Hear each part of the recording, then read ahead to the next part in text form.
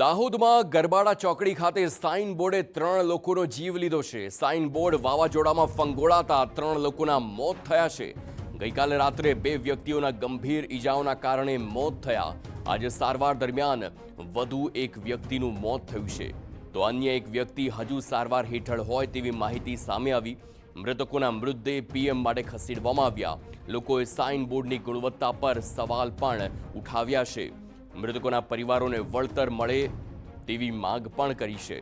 મહત્વનું છે કે ગઈકાલે બનાસકાંઠાના ડીસામાં ધોધમાર વરસાદમાં દિવાલ ધરાશાયી થતા એક યુવકનું મોત થયું, તો બીજી તરફ થરાદમાં પણ વરસાદના કારણે એક મહિલાનું મોત થયું। ત્યારે દાહોદમાં પણ સાઇન બોર્ડ ધરાશાયી થતા કુલ 3 મોત નિપજતા સમગ્ર પંથકમાં શોકનો માહોલ છવાયો છે।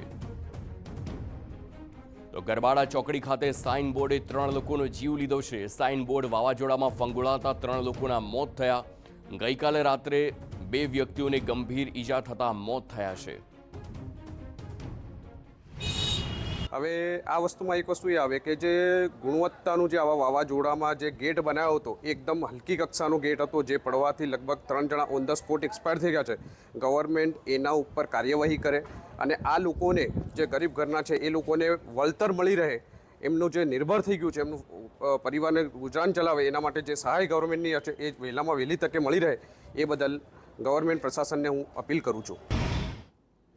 સંવાદદાતા હરીન ચાલિયા ફોનલાઈન પર છે। હરીન, આ દુર્ઘટના ખૂબ જ મોટી કહી શકાય, કારણ કે એક તરફ વાવાઝોડું આવે છે ને તે પ્રકારના સંકેત પહેલાથી જ આપી દેવામાં આવ્યા હતા, પરંતુ તંત્ર દ્વારા આ પ્રકારના જે મોટા હોર્ડિંગ્સ છે તેને લઈને કોઈ કામગીરી કરવામાં ના આવી। વધુ વિગતો? જી ચોક્કસપણે દાહોદ શહેરમાં ગત મોડી રાત્રે જે વાવાઝોડું ફૂંકાયું છે તેમાં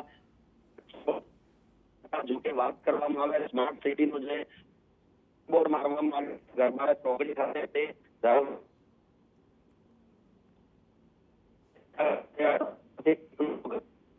કમાટી ભર્યું મોત નિપજ્યું હતું, જ્યારે અન્ય 2 લોકોના સારવાર દરમિયાન મોત નિપજ્યા। લાગે છે સંપર્ક કપાયો છે, પરંતુ હાલ અમારા સંવાદદાતા જે પ્રકારે માહિતી આપી રહ્યા છે, આ મોટી બેદરકારી ક્યાંક ને ક્યાંક તંત્રની હોય। આટલા મસ્ત મોટા હોર્ડિંગ્સ જ્યારે માથે હોય અને તેવામાં વાવાઝોડું આવે તો સ્પષ્ટ આ હોર્ડિંગની સાઇઝ જો કેવી રીતે આખી આ દુર્ઘટના સર્જાઈ, આ હોર્ડિંગથી જ ખ્યાલ આવી શકે છે।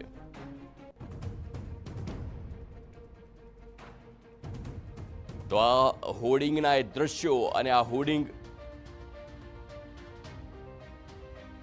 તો આ 3 દ્રશ્યો આપને ટીવી સ્ક્રીન પર જુઓ કે જ્યાં પહેલા દ્રશ્યોમાં જોવા મળે છે કે હોર્ડિંગના કારણે મોત નિપજ્યું છે, કેવી રીતની આ દુર્ઘટના છે।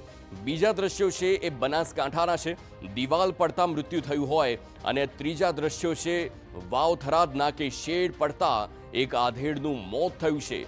ગઈકાલે રાત્રે જે પ્રકારે આ પ્રકારે જે વાવાઝોડું આવ્યું ને વાવાઝોડાના કારણે અલગ અલગ જે જિલ્લાઓમાં દુર્ઘટના સર્જાઈ છે તેના સીધા દ્રશ્યો આપ જોઈ શકો છો। આ હજી તો શરૂઆત છે, હજુ ચોમાસું નથી બેઠું ને તે પહેલાં જ આ પ્રકારની દુર્ઘટનાઓની શરૂઆત થઈ ગઈ છે।